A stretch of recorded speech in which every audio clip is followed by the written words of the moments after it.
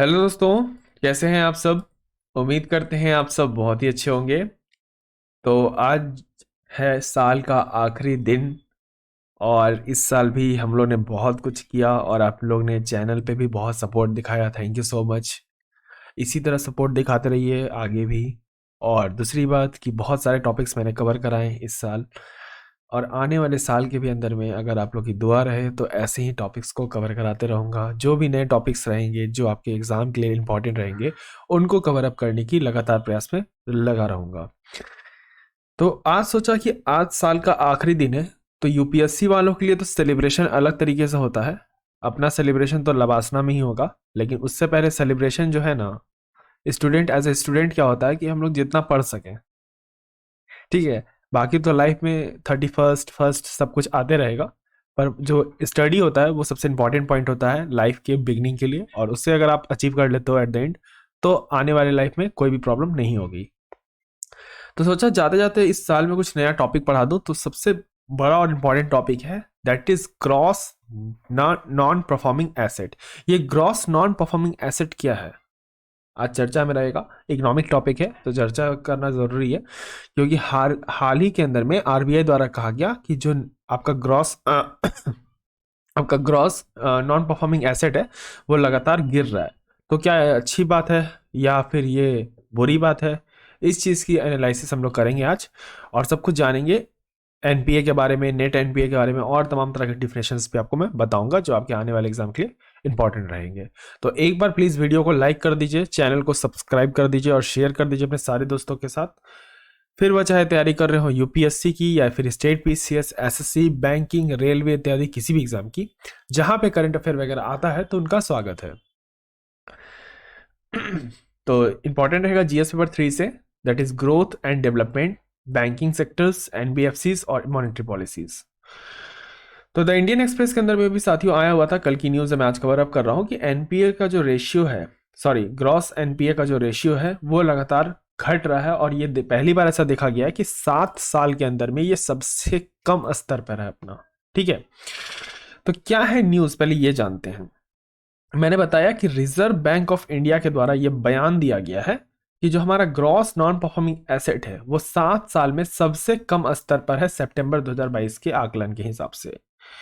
इसको उम्मीद में यह है कि ये आने वाले टाइम में ये इम्प्रूव करेगा। ठीक है, दैट इज 4.59% तक सितंबर 2023 के अंदर में। अगर माइक्रो इन्वायरमेंट खराब होता है तब ये क्या करेगा, 5.8 से लेके 7.8 तक बढ़ जाएगा। तो यहां हम लोग को समझना है कि जो ग्रॉस नॉन परफॉर्मिंग एसेट है ये क्या है। दूसरी बात, माइक्रो इकोनॉमिक इन्वायरमेंट क्या है। ये दो टर्म्स हम लोग को समझने पड़ेंगे, तब हम लोग समझ पाएंगे कि ये डिक्लाइन होना अच्छा है या फिर इंक्लाइन होना अच्छा है। देखिए, सबसे पहले समझना होगा कि नॉन परफॉर्मिंग एसेट होता क्या है। ये डेफिनेशन से समझाने की कोशिश करूंगा तो हो सकता है आपको समझ में ना आए, लेकिन मैं अगर अपने तरीके से समझाऊं तो हो सकता है आपको थोड़ा बहुत क्लियर हो सके। चलिए बात करते हैं एनपीए के ऊपर में, यानी नॉन परफॉर्मिंग एसेट के ऊपर में। बैंक क्या है भैया, मैं माउस से लिख रहा हूं तो थोड़ी राइटिंग में प्रॉब्लम रहेगी। बैंक क्या है, बैंक एक रिस्की बिजनेस है। क्या है, रिस्की बिजनेस। बैंक क्या करता है, बैंक के ऊपर रहता है एसेट और रहता है लाइबिलिटी। ठीक है, इसकी बैलेंस शीट में दो चीज रहती है, एसेट और लाइबिलिटी। अगर हम बात करते हैं बैंक की एसेट क्या होती है, तो बैंक की एसेट होती है वो सारी लोन जो बैंक किसी को देता है, और बैंक की लाइबिलिटी क्या होती है, वो सारे डिपॉजिट्स, ठीक है, जो बैंक लेता है दूसरे लोगों से। जैसा कि आपको पता है कि बैंक काम कैसे करता है, तो बैंक हमारे डिपॉजिट को लेता है, जैसे मान के चलिए 6% इंटरेस्ट पर, बोलेगा कि भैया जी बैंक में आप पैसा रखो, आपको 6% का इंटरेस्ट मिलेगा। आप इसी लालच में सोचते होगे कि छोड़ो यार, घर के अंदर में पैसा दबा हुआ है, उठा के बैंक में डाल देता हूँ, नहीं तो रेड मारा तो वैसे ही फंस जाऊंगा। ठीक है, तो आप बैंक में डाल देते हो। अब ये 6% का लालच देके आप कहाँ चले जाते हो, बैंक के अंदर में अपने पैसे को जमा करते हुए। मैं भाई, मैं कोढ़िया आदमी हूँ, ठीक है, मैं चाहता हूँ बैठे बैठे पैसे डबल हो जाए। तो मैं पहुंच गया बैंक, बैंक ने क्या किया, हमारे पैसे को लगा दिया लोन के ऊपर में। अब इसी पैसे को ये लोन दे देता है 11-12% के ऊपर में, और यही जो परसेंट का डिफरेंस होता है, यानी 6% का अगर मानिए डिफरेंस होता है या 4% का जो डिफरेंस होता है, वही बैंक का प्रॉफिट होता है। तो बैंक पूरी इस तरीके से काम करता है, ठीक है। लेकिन जब इसने लोन दिया तो इसके मन में था, भैया जी जिस व्यक्ति को मैं लोन दे रहा हूं कहीं ये भग लेगा, तब नया साल का पार्टी मनाने जा रहा है उधर ही रह गया तो आया ही नहीं वापस, तो क्या करूंगा मैं, पहला सवाल। तो बैंक को हमेशा डर रहता है अपने एनपीए का बढ़ने का, ठीक है। तो बैंक एक आदमी को लोन देता है, दूसरा देश भाग जाता है ऐसा बैंक लोन लेके, ये लोग समझ ही रहे हो मैं किसकी बातें कर रहा हूं। तो ये लोग जो दूसरा देश भाग जाता है ना, तभी एनपीए जनरेट होता है देश के अंदर में। अब सुनिए, कोई भी लोन डायरेक्ट एनपीए नहीं कहलाता है। तब कैसे कहलाएगा सर, बता रहा हूं। देखिए, बैंक को अगर कोई लोन दिया, जैसे मैं सॉरी बैंक ने अगर किसी को लोन दिया तो वो दो तरीके से होगा, मैं आपको चार्ट पे दिखाता हूं। एक है स्टैंडर्ड एसेट, एक है नॉन परफॉर्मिंग एसेट। अगर एक पर्सन है जो लगातार अपना इंस्टॉलमेंट ईएमआई भर रहा है, जैसे मानिए बैंक ने आपको लोन दिया एक निर्धारित तिथि के ऊपर में कि भैया इतने तारीख तक आपका हर एक तारीख को ईएमआई आना चाहिए, जैसे मानिए 1 तारीख या 2 तारीख को एक तारीख चुन लिया हर महीने का, और बोला इस दिन को आप क्या करो, हर महीने अपना ईएमआई चुकाओ लोन का। तो जैसा फर्स्ट इंस्टॉलमेंट अगर कोई भरा उस व्यक्ति ने, ठीक है, दो सेकंड इंस्टॉलमेंट भी टाइम पे भरा, थर्ड इंस्टॉलमेंट भी टाइम पे भरा, फोर्थ भी भरा, तो ये क्या है, ये एनपीए नहीं है, ये एक तरह का स्टैंडर्ड एसेट है। लेकिन लेकिन लेकिन लेकिन अगर चौथे महीने के बाद वो हो गया भैया गायब, ना 5वां महीना पैसा आया, ना 6ठा महीना पैसा आया, ना 7वां महीना पैसा आया, अगर 90 दिन से अधिक, याद रखिएगा ये वन गलती से लिखा गया, 90 दिन से अधिक, क्या बोल रहा हूं मैं, 90 डेज से अधिक ईएमआई चुकाने में वो बंदा चुकता है, तब जाकर बैंक क्या करती है, एनपीए डिक्लेयर करती है उस चीज को। उसका भी एक प्रोसेस होता है, ये प्रोसेस कंप्लीटली ऐसा है कि जो 5 महीना, 6ठा महीना, 7वां महीना, भला भैया बात कर रहे हो ना आप, ये इन अकाउंट्स में आता है। जैसे 5वां महीना में पहले का अकाउंट में डाल दिया, छठा महीना जब आया तो उसमें दूसरा अकाउंट में डाल दिया, फिर 7वां महीना आया तो दूसरा अकाउंट में डाल दिया। उसके बाद की कहानी, अब 90 दिन तो पूरा हो गया, ईएमआई यहां नहीं रहा है, अब इसको वक्त है एनपीए डिक्लेयर करने का, यानी 90 दिन पूरा होने के बाद एनपीए बैंक के द्वारा से डिक्लेयर कर दिया गया। उसके बाद चलते हैं आगे। अब 90 दिन के बाद आता है सीधा समझ लीजिए 12 महीना, 12 महीने से ज्यादा नहीं, 12 महीना। अगर 12 महीना के अंदर बैंक को ये लगता है कि भैया जी पैसे आ जाएंगे, गया है ना लेके, पैसे दे देगा, कंप्लेन करूंगा, चेक बाउंस कराऊंगा, कानून के दायरे में लाऊंगा, तो क्या करूंगा, पैसे रिकवर करने की कोशिश करूंगा।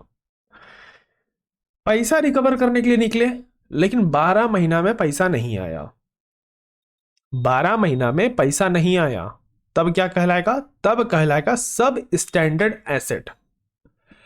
अब हम लोग को लगा ठीक है इस साल नहीं आया, चलो 31 दिसंबर है भैया, पार्टी उटी करो, थोड़ा एंजॉय करते हैं, 1 तारीख को देखेंगे ये झमेला को। 1 तारीख को सुबह उठे, पहुंचे बैंक, बोले ना आज तो इसको नहीं छोड़ेंगे, इस साल तो पैसा वसूल करेंगे बेटा, तुम जहां छिपे हो ना खदेड़ के निकालेंगे, लेकिन पैसा लेकर रहेंगे।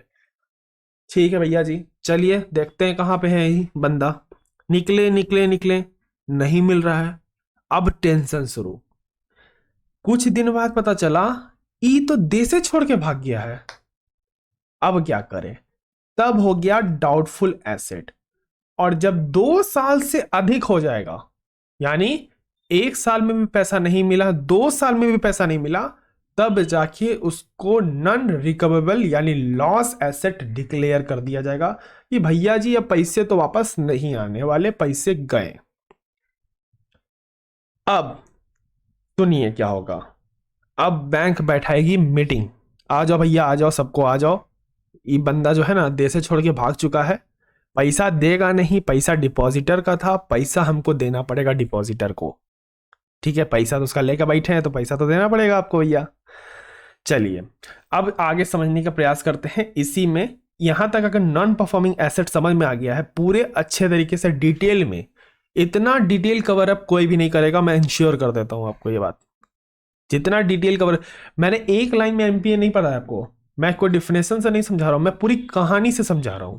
तो इस एफर्ट के लिए वीडियो पे एक बार लाइक तो जरूर कर दीजिए और चैनल को भी सब्सक्राइब कर दीजिए, ताकि मेरा मोटिवेशन बना रहे आप लोग के प्रति। ठीक है, अब यहां पे हम लोग ने समझ गया कि एनपीए का पूरा खेल हो गया। अब बैंक क्या करेगी, बैंक बोलेगी चलो भैया ऐसे ऐसा ना बहुते भागा है देश छोड़ के, क्या करेंगे, एनपीए कैलकुलेट करने बैठते हैं कि कितना एनपीए हुआ है साल भर में। ठीक, अब यहां पे समझिए कहानी चेंज होती है। अब बैंक क्या बन रहा है, जैसे मानिए एसबीआई है, ठीक है, बैंक क्या कर रहा है, मीटिंग बैठाएगा। मीटिंग में ढेर सारे लोग पहुंच चुके हैं, खड़े हैं, चाय नाश्ता चल रहा है। ठीक है, लंच से तो वैसे आए ही थे, लेकिन वापस लंच कर रहे हैं बैठ के वहां मीटिंग में, तो आधा टाइम तो लंच पे ही रहते हैं। चलिए, तो मीटिंग बैठाया बैंक वालों ने। बैंक वालों ने बोला कि हम लोग ने कितना भैया लोन दिया था इस बार का, तो इन्होंने बोला कि सर हम लोग ने 10 लाख का लोन दिया, मान के चलिए 10 लाख, छोटा अमाउंट लेंगे, ज़्यादा बड़ा नहीं, 10 लाख में तो बहुत हो जाएगा, बहुत कम हो जाएगा हम लोग का। तो 10 लाख का लोन लिया, मतलब दिया है सबको, ठीक है। लेकिन हमको दिख रहा है कि 1 लाख रुपए यानी 1 लाख रुपए जो है हम लोग ने उसका एक बैकअप बना के रखा था। 1 लाख रुपए का मानिए एनपीए हो गया, इसको और डिटेल में मैं समझाता हूं। 10 लाख रुपए का मैंने क्या दिया, लोन दिया हम लोग ने, जिसमें से 9 लाख रुपए तो वापस आ गया, लेकिन 1 लाख नहीं आया। तो जो 1 लाख रुपया नहीं आया ना, ये हो गया आपका ग्रॉस नॉन परफॉर्मिंग एसेट। ठीक है, ये क्या हो गया, ग्रॉस नॉन परफॉर्मिंग एसेट। क्या बोल रहा हूं समझिए ध्यान से, मैं क्या बोल रहा हूं कि एक मिनट, मैं बोल रहा हूं कि जब मीटिंग बैठी बैंक की, तो बैंक ने पहले क्या कैलकुलेट किया, बैंक ने पहले कैलकुलेट किया कि हम लोग ने इस साल कितना लोन दिया। तो सबने मिलके बोला भैया जी हम लोग ने 10 लाख का लोन दिया है, तो कितना लोन वापस आया, 9 लाख लोन, 9 लाख रुपए का लोन वापस आ गया, तो बचा कितना, 1 लाख रुपए। ठीक, इस 1 लाख को हम लोग क्या बोलेंगे, हम लोग बोलेंगे gross non performing asset of the bank. लेकिन हमको डर था ना कि भैया जी 1 लाख पे पैसा नहीं आएगा, जब उसको लोन दे रहे थे ना तभी उसका चेहरे पे दिख रहा था ये फ्रॉड है, ये भागेगा पैसा लेके। तो हम लोग ने क्या किया, अपनी प्रॉफिट, ध्यान से सुनिएगा, अपनी प्रॉफिट यानी किसकी प्रॉफिट, बैंक की प्रॉफिट से क्या किया, बैंक की प्रॉफिट से 50%, ये परसेंटेज फिक्स नहीं है पहले बोल देना हो, 50% क्या किया, एक तरह का प्रोविजन बना लिया उसके पीछे। यानी 1 लाख का 50% कितना हो गया, 50,000।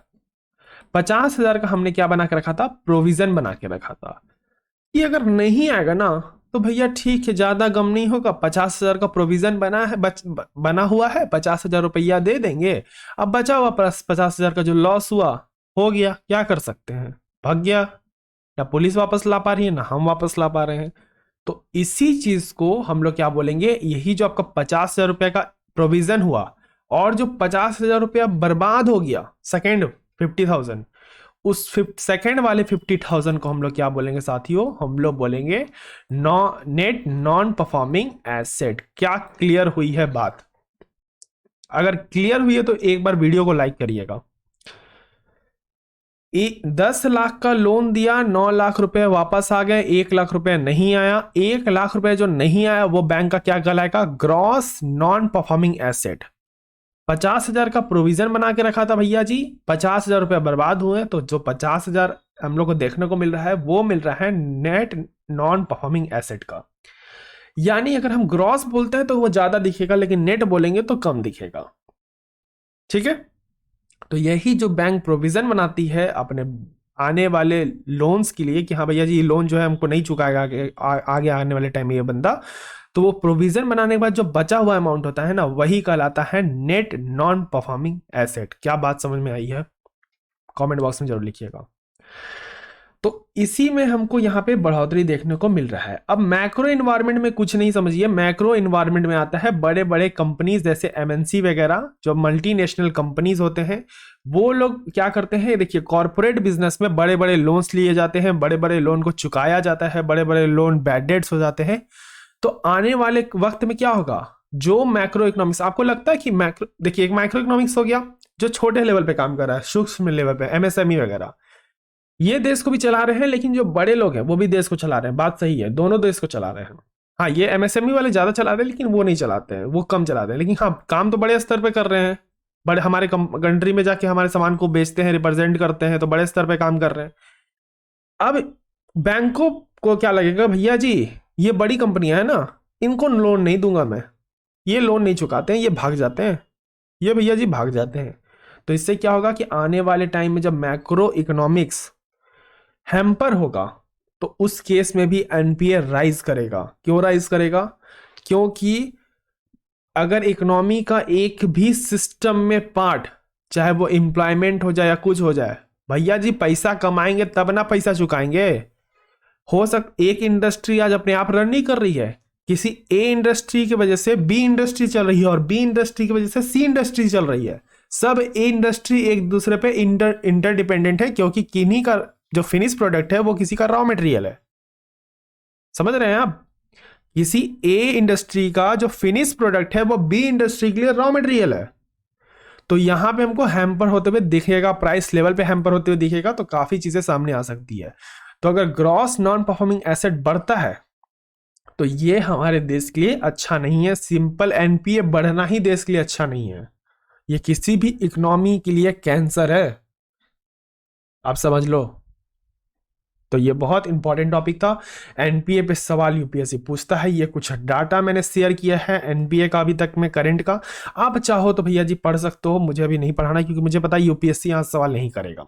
लेकिन परसेंटेज पढ़ने के बाद आपको डेटा का एनालिसिस मिलेगा और आप अच्छे तरीके से आंसर फ्रेम कर सकते हो। तो अगर आप पढ़ना चाहो तो पढ़ सकते हो, वीडियो को पॉज करके। 2018 के अंदर में क्वेश्चन आ चुका है, प्रीवियस ईयर क्वेश्चन के अंदर में बैंकों से रिलेटेड क्वेश्चन आते रहते हैं, प्रीलिम्स के अंदर में भी, मेंस के अंदर में भी, इसलिए मैंने इस टॉपिक को कराया। अगर वीडियो समझ में आ रही है तो वीडियो को एक बार लाइक कीजिएगा, मैंने सब कुछ कवर अप कर दिया। तो रिजर्व बैंक ने कहा कि भैया जी चलो सबसे कम रहा इस साल, ठीक है, अच्छी बात है, लेकिन अगर मैक्रो इकोनॉमिक्स हैम्पर होगा तो हमको इसमें क्या देखने को मिलेगा, बढ़ोतरी देखने को मिलेगा, जो आने वाले वक्त के लिए क्या है, ठीक नहीं है। तो वीडियो को लाइक कर दीजिए अगर वीडियो समझ में आई है, चैनल को भी एक बार सब्सक्राइब करें, बेल आइकन भी दबाएं ताकि मेरी नई वीडियोस आप तक जल्दी पहुंचे। शेयर करें अपने सारे दोस्तों के साथ, क्योंकि ज्ञान जो है बांटने से बढ़ता है, अपने तक सीमित रखना अच्छी बात नहीं है किसी के मेहनत को ठीक है, तो शेयर जरूर करें फैमिली फ्रेंड्स किसी के साथ, क्योंकि ये सब चीज़ ऐसी हैं जो सबको जाने तो अच्छी बात है। और भी बहुत सारी स्पेशल क्लासेस चल रही हैं, जाके आप देख सकते हैं। नए साल की तैयारी कीजिए, एंजॉय कीजिए, लेकिन पढ़ाई पे फोकस रहिए, क्योंकि आपका 28 मई को आने वाला है प्रीलिम्स एग्जाम्स। तो फोकस होके पढ़िए, एंजॉयमेंट सब कुछ होगा लाइफ में, बस एक बार आप सक्सेस कर जाओ। मेरी दुआ है आपके साथ कि आप ऐसी ही लाइफ में अच्छा करते रहो, किसी भी नेगेटिव थॉट से, गलत विचार से दूर रहो, अच्छे विचार लाओ मन में, अच्छे तरीके से पढ़ाई करो और फोकस होके पढ़ाई करो आप। तब तक के लिए रखिए अपना ध्यान, मुझे दे आ गया। मिलता हूं आपसे 2 तारीख से फिर से, अगर कोई क्लासेस आती हैं तो 2 तारीख से अगर करंट अफेयर वगैरह अपडेट होता है तो मैं पढ़ाऊंगा आपको फिर से, कुछ न्यूज़ में इंपॉर्टेंट आता है तो। तब तक मेरे योजना सीरीज के शॉर्ट्स वगैरह भी चल रहे हैं, तो आप जाके देख सकते हैं। तब तक के लिए रखें अपना ध्यान, मुझे दे आ गया। धन्यवाद। जय हिंद, जय भारत।